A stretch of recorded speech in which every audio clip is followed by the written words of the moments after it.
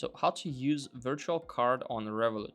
So our virtual card is a digital only payment card you can create directly in the Revolut app for no fee.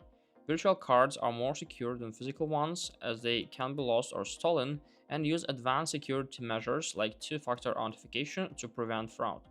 With disposable single-use virtual cards, your details are immediately deleted and refreshed after each purchase, so they can't be reused or schemed by criminals. So, how to pay with a virtual card?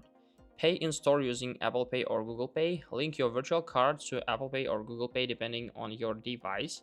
Make online purchases. View your virtual card details in app, such as the card number, expiration date, and CVV number.